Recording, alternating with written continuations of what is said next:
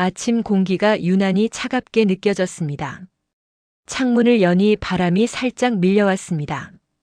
오늘도 똑같은 하루겠지. 혼잣말이 자연스럽게 흘렀습니다. 주전자에 물을 올리고 라디오를 틀었습니다. 익숙한 멘트가 흘렀지만 오늘은 이상하게 마음에 들어오지 않았습니다. 컵을 꺼내려는데 문 쪽에서 작은 탁 하는 소리가 났습니다. 이른 시간이라 더 신경이 쓰였습니다. 이 시간이면 우편도 배달도 오지 않거든요.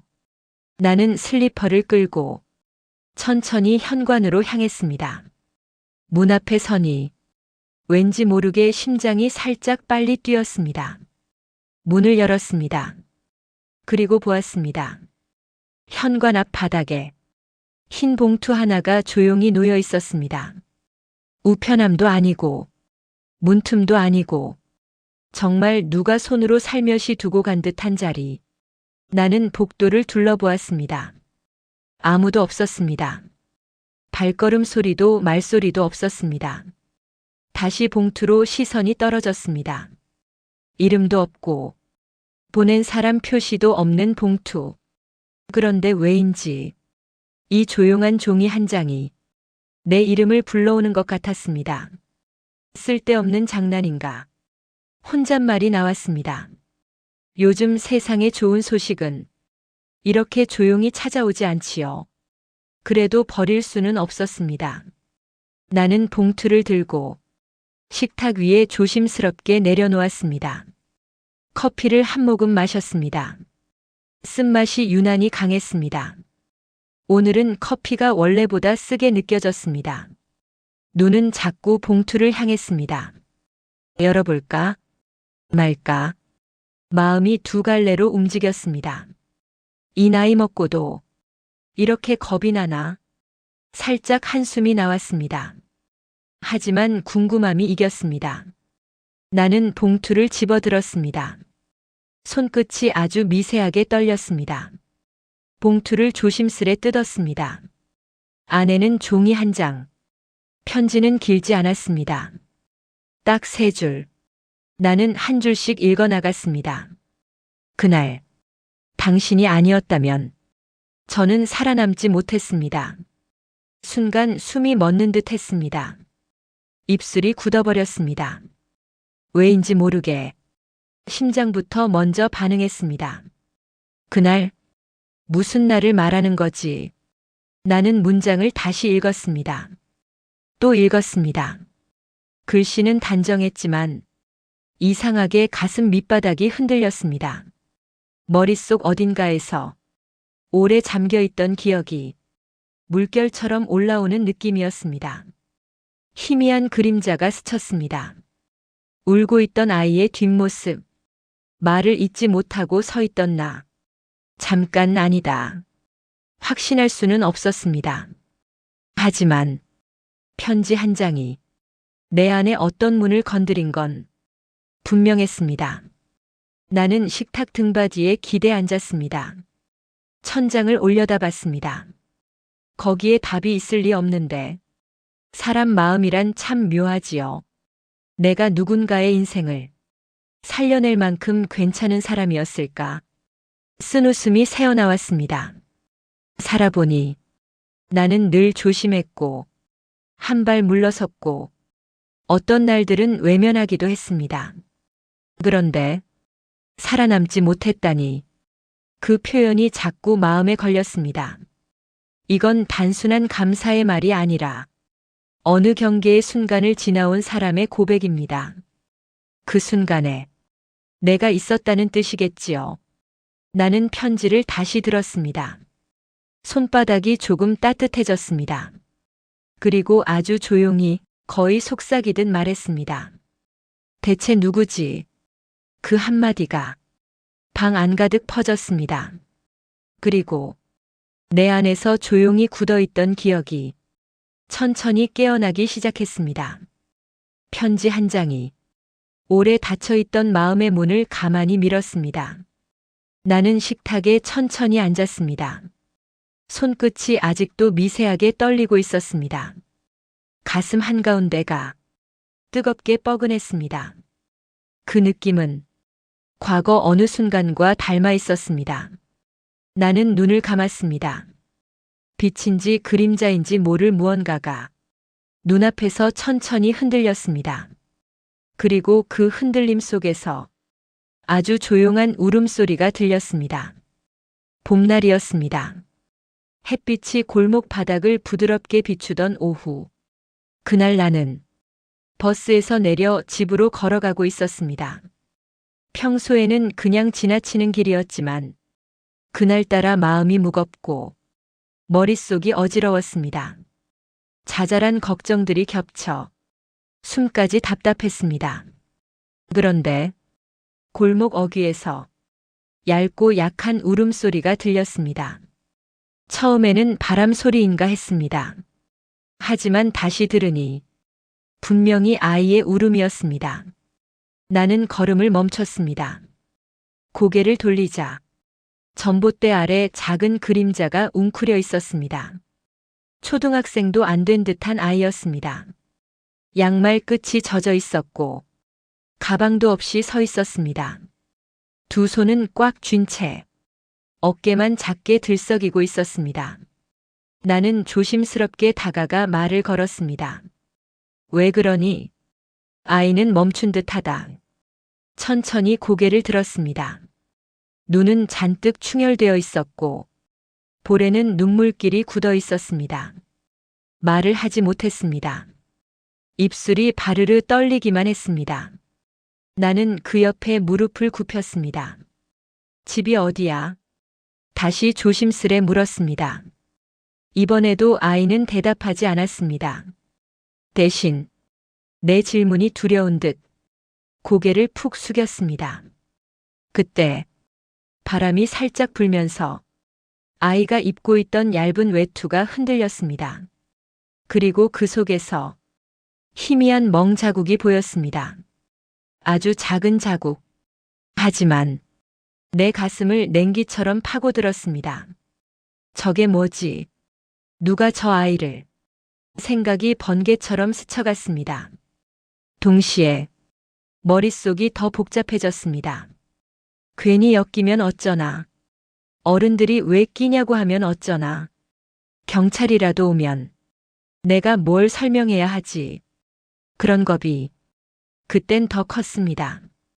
그런데 그때 아이가 아주 작게 내 소매를 잡았습니다. 정말 작은 힘이었습니다. 하지만 그 손길은 살려달라는 말보다 더 깊이 울렸습니다.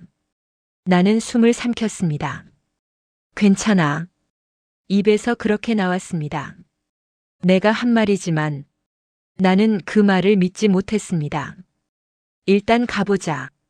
집까지만 데려다 줄게. 아이는 천천히 내 옆에 섰습니다. 걸음은 느렸고 숨은 자주 끊겼습니다. 나는 계속 뒤를 돌아보았습니다. 누가 우리를 지켜보고 있는 건 아닐까? 괜히 오해를 사는 건 아닐까? 하지만 발걸음을 멈추지 못했습니다. 아이를 두고 돌아서면 평생 후회할 것 같았습니다. 그날의 골목 냄새, 햇빛의 온도, 아이의 떨림까지 모든 것이 지금도 생생하게 느껴졌습니다. 나는 눈을 떴습니다. 숨이 깊게 들어왔습니다. 식탁 위에 놓인 편지가 마치 대답하듯 조용히 빛났습니다. 그날의 아이, 그 작은 손, 그 떨리는 숨, 모든 것이 지금 이 순간 다시 내 앞에 서 있었습니다. 나는 의자를 천천히 밀고 일어났습니다. 편지를 들고 방 안을 한 바퀴 돌았습니다. 발끝이 자꾸 멈춰 섰습니다. 머릿속에 떠오르는 장면들이 점점 더 선명해지고 있었기 때문입니다. 그날 아이와 나는 골목을 끝까지 걸었습니다. 햇빛은 따뜻했지만 그 따뜻함이 우리에게는 닿지 않는 것 같았습니다. 아이는 자꾸만 뒤를 돌아봤습니다. 누군가 나타날까봐 두려운 듯한 표정이었습니다. 나는 그 모습에서 말로 표현되지 않는 공포를 느꼈습니다. 여기 사니? 나는 조심스럽게 물었습니다. 아이는 고개를 아주 살짝 끄덕였습니다. 작은 손가락이 골목 끝 아파트 한 동을 향했습니다. 나는 그 단지를 알고 있었습니다. 몇 번 지나가 본 적 있는 오래된 아파트였습니다. 아이의 걸음은 더 느려졌습니다. 나는 아이 앞을 막지 않으려 반 발짝 뒤에서 따라갔습니다. 그리고 아이의 집 앞문이 보였을 때 나는 멈춰 섰습니다. 문 앞에는 신발이 아무렇게나 놓여 있었고 문틈 사이로 희미한 어른의 발걸음 소리가 들렸습니다. 아이는 갑자기 내 옷소매를 두 손으로 꼭 잡았습니다. 살짝 떨리는 손, 그 미세한 떨림이 지금도 손바닥에 남아있는 것 같습니다. 아저씨, 아이가 내 이름을 몰라 그렇게 불렀습니다. 나는 대답하지 못했습니다. 숨을 들이마신 채 가슴이 묶여버린 느낌이었습니다. 문 안에서 낯선 남자의 낮은 목소리가 들렸습니다. 뭔가에 화가 난 소리, 묵직하고 거친 음성. 아이는 그 소리를 듣자 손가락마저 굳어버렸습니다. 그 순간 나는 두려워졌습니다. 이 문을 두드려야 할까? 혹시 문이 열리면 내가 무슨 상황에 말려 들어갈까? 그 집 안에는 뭐가 있는 걸까? 내가 할 수 있는 게 있을까? 수십 가지 생각이 한 번에 들이쳤습니다. 아이의 눈이 나를 향했습니다. 울음이 멈춘 눈이었습니다. 하지만 그 눈 안에는 포기와 체념이 뒤섞여 있었습니다. 나는 그 시선을 직접 마주하지 못했습니다. 나는 아이에게 말했습니다. 괜찮아. 들어가. 그 말은 진짜 위로가 아니었습니다. 내가 도망치기 위해 억지로 만든 말이었습니다. 아이는 조용히 고개를 숙였습니다. 그리고 문 앞에 선 채로 나를 한 번 더 올려다봤습니다. 나는 그 눈을 평생 잊지 못했습니다. 그 눈은 가지 마세요라고 말하고 있었습니다. 하지만 나는 들은 척하지 않았습니다. 나는 뒤로 한 걸음 물러섰습니다. 두 걸음, 세 걸음, 아이의 작은 손이 허공에 그대로 남아 있었습니다. 문이 열렸습니다. 나는 그 순간 얼굴을 돌려버렸습니다. 문틈으로 스친 어른의 그림자, 아이의 가늘어진 어깨, 문이 닫히는 소리. 나는 끝내 그 장면을 보지 않았습니다. 볼 용기가 없었습니다. 나는 빠르게 골목을 걸어 나왔습니다. 뒤를 돌아보지 않았습니다.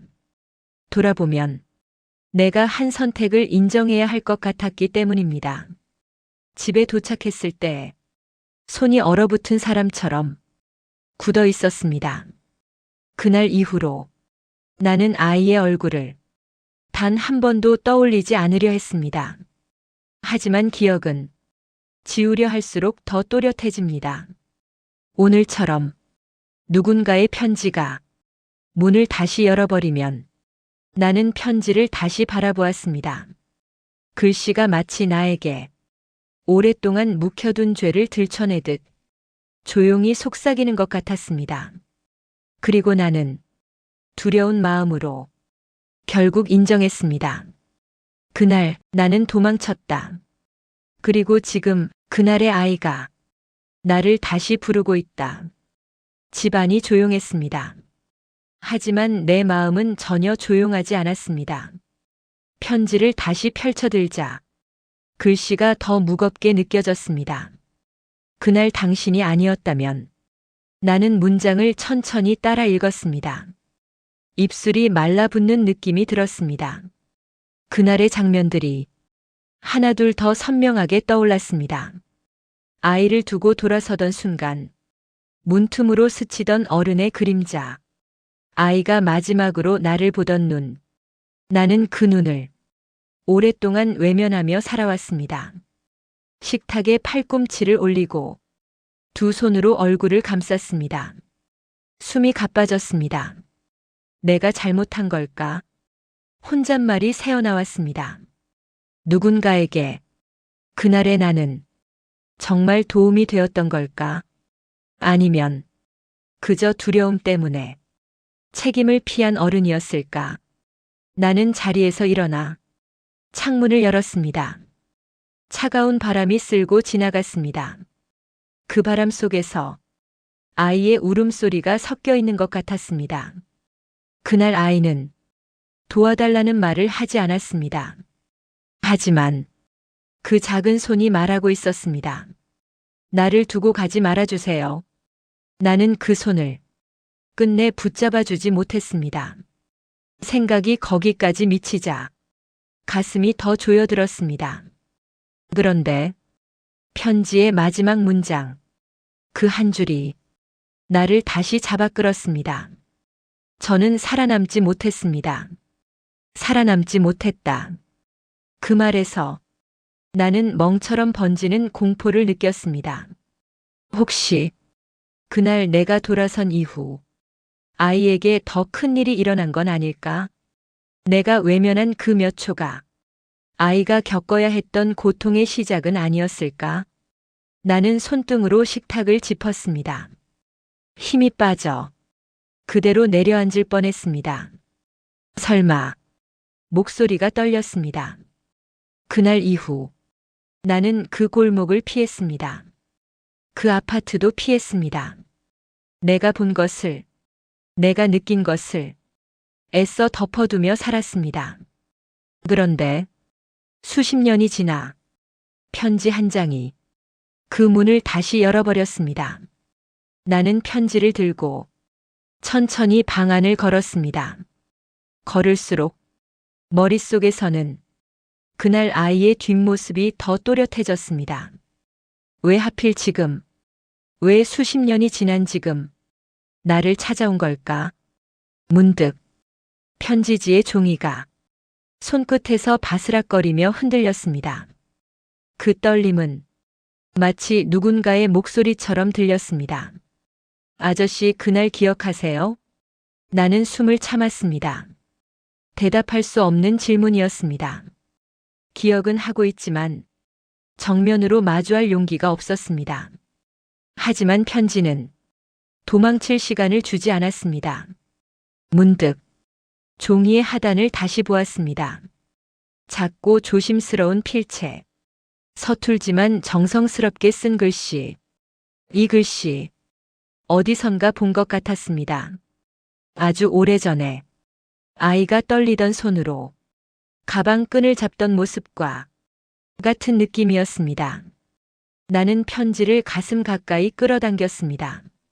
그리고 아주 조용히 말했습니다. 너 살아있었구나.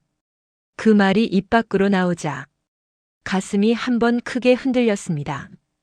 죄책감과 안도감이 뒤섞인 감정이 한꺼번에 밀려왔습니다. 하지만 그 순간 다시 떠올랐습니다. 왜 살아남지 못했다고 했을까? 그 문장은 감사와 위로만이 아니라 어딘가 설명되지 않은 그늘을 품고 있었습니다. 나는 편지를 내려놓지 못했습니다. 그리고 마음속 깊은 곳에서 오래 묻어둔 결심이 올라왔습니다. 이제는 도망치지 말아야 한다. 그날의 진실을 내가 직접 찾아가야 한다. 편지를 가슴에 쥔 채 나는 한참을 움직이지 못했습니다. 숨을 쉬는 것조차 조심스러웠습니다. 그날 살아남지 못했다. 그 문장이 계속 머릿속을 때렸습니다. 살아남지 못했다는 건 단순히 죽음의 말이 아닙니다. 그날 이후의 시간, 그날 이후의 마음, 그날 이후의 인생이 온전히 남지 못했다는 말일 수 있습니다. 나는 식탁 의자에 천천히 앉았습니다. 새벽부터 이어진 감정이 한꺼번에 무너져 내렸습니다. 오래된 상처가 손으로 만질 수 있을 만큼 가까이 다가온 느낌이었습니다. 내가 외면했던 그날, 내가 돌아서 버린 그 문 앞, 그리고 그 안에 있었던 두려움과 폭력, 아이의 마지막 눈빛, 모든 것이 뒤늦게 나를 향해 달려왔습니다. 나는 떨리는 목소리로 말했다. 미안하다, 정말 미안하다. 하지만 그 말은 아무에게도 닿지 않았습니다. 아이에게도, 그날의 나에게도. 나는 눈을 감고 그날 이후의 시간을 생각했습니다. 왜 나는 그 아이를 찾으려 하지 않았을까? 왜 신문을 뒤져보지도 않고 왜 골목에 다시 가지 않았을까? 대답은 하나였습니다. 두려웠기 때문입니다. 내가 본 것보다 내가 모르는 것이 더 많을 것 같아서, 내가 책임질 수 없는 일이 나를 덮칠까 두려워서. 나는 늘 조용히 사는 사람이라 생각했지만 어쩌면 나는 늘 도망치는 사람이었는지도 모릅니다. 편지를 다시 펼쳤습니다. 글씨가 처음보다 더 따뜻하게 느껴졌습니다. 그때였습니다. 편지지의 구석, 아주 작은 글씨가 눈에 들어왔습니다. 민서드림. 나는 숨을 멈추었습니다. 민서. 이름조차 기억하지 못했던 그 아이의 이름. 하지만 그 순간 깨달았습니다. 나는 기억하려 하지 않았다는 것을. 기억하면 내가 한 선택을 인정해야 했기 때문입니다. 나는 그 이름을 소리내어 불러보았습니다. 민서. 이름 하나에 가슴이 흔들렸습니다. 그 이름 속에는 그날의 두려움, 그날의 울음, 그리고 그날 내가 외면한 모든 것들이 다시 살아 움직이고 있었습니다. 나는 자리에서 일어나 현관으로 향했습니다. 발걸음이 쉽게 떨어지지 않았습니다. 하지만 이제는 도망치고 싶지 않았습니다. 문 앞에 섰을 때 가슴이 크게 뛰었습니다. 손잡이를 잡고 있는 내 손이 떨리고 있었습니다. 나는 문을 열었습니다. 차가운 공기가 들어왔습니다. 그 순간 나는 아주 조용히 말했습니다. 민서야, 그날 왜 나였을까? 대답은 들리지 않았습니다. 하지만 마음 한쪽이 조금씩 풀리는 느낌이 들었습니다. 그날의 아이는 나를 원망하지 않았습니다. 오히려 세상에서 가장 작고 약했던 순간 나를 기억해 준 것입니다. 그 사실이 나를 무너뜨렸습니다. 그리고 동시에 구했습니다. 나는 천천히 숨을 내쉬었습니다. 그리고 깨달았습니다. 그날의 진실은 내가 도망쳤던 순간이 아니라 그 아이가 혼자서 맞서야 했던 세상에 내가 잠시라도 빛이 되어 주었다는 것. 민서의 편지는 나를 다시 살려낸 편지였습니다. 현관 앞에서 한참을 서 있었습니다. 차가운 공기가 등에 스며들었지만 나는 안으로 들어가지 못했습니다. 문 밖과 문 안 사이에서 마음이 흔들리고 있었습니다. 수십 년 전 아이의 손을 끝내 잡지 못했던 내 모습이 자꾸만 떠올랐습니다. 그날의 문 앞, 그날의 떨림, 그날의 후회. 나는 작게 중얼거렸습니다. 민서야, 나 때문에 힘들었구나. 대답은 돌아오지 않았습니다. 하지만 내 마음 어딘가에서는 조용한 울음 같은 것이 느껴졌습니다. 그 울음은 나의 것이기도 했습니다. 문을 닫고 돌아섰습니다. 집안은 여전히 같은 모습이었지만 어딘가 달라져 보였습니다. 아침 햇빛이 더 따뜻하게 느껴졌습니다. 나는 식탁으로 돌아와 편지를 조심스럽게 내려놓았습니다. 편지지가 햇빛에 비치며 부드럽게 흔들렸습니다. 그 흔들림이 마치 민서의 목소리처럼 들렸습니다. 아저씨, 그날 정말 고마웠어요. 나는 눈을 감고 천천히 숨을 들이마셨습니다. 그날 이후 내 인생은 늘 조심스러웠습니다. 누구에게도 부담이 되지 않으려고, 가능한 한 깊은 관계를 만들지 않으려고 조용히 살아왔습니다. 하지만 민서는 내가 스스로 포기했던 의미를 다시 일깨워 주었습니다. 그날 나는 도망쳤다고 생각했지만 민서는 내 손길이 자신을 붙잡은 순간이었다고 말했습니다. 그 말이 나를 무너뜨렸고 다시 일으켜 세웠습니다. 나는 편지를 다시 읽었습니다. 글씨 하나하나에 민서의 시간이 담겨 있었습니다.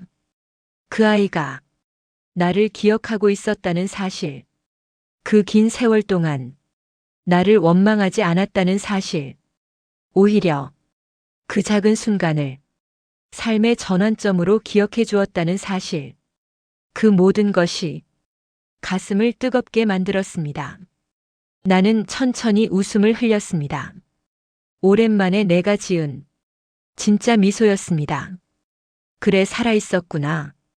그 말이 이번엔 가볍지 않았습니다. 떨림도 없었습니다. 그냥 따뜻했습니다. 나는 방 안을 천천히 걸었습니다. 어제까지는 그냥 지나쳤던 것들이 이상하게 새롭게 보였습니다. 책장, 의자, 오래된 사진들. 그 속에 내가 살아온 시간이 깃들어 있었습니다. 나는 문득 생각했습니다. 민서에게도 이야기가 있을 것이다. 그날 이후의 삶, 그날 이후의 상처, 그날 이후의 회복, 그리고 언젠가 그 이야기를 직접 듣고 싶어졌습니다. 편지를 조심스럽게 봉투에 넣고 책상 서랍 맨 앞칸에 넣었습니다. 이 편지는 내 남은 인생에서 가장 소중한 기록이 될 것 같았습니다. 나는 아주 조용히 말했습니다. 민서야, 고맙다. 너 덕분에 내가 다시 숨을 쉬는구나. 햇빛이 조금 더 강하게 번졌습니다. 아침이 완전히 밝아졌습니다. 그리고 나는 느꼈습니다. 그날 외면했던 문은 오늘 이렇게 다시 열렸다는 것을. 과거의 문, 사라진 인연의 문, 그리고 내 마음의 문까지. 이제 나는 그 문을 끝까지 열어둘 생각입니다. 누군가에게 잠시라도 따뜻한 사람이었던 그날처럼 민서가 남긴 편지 한 장이 나에게 남긴 선물은 단 하나였습니다. 당신의 삶은 누군가에게 빛이었습니다.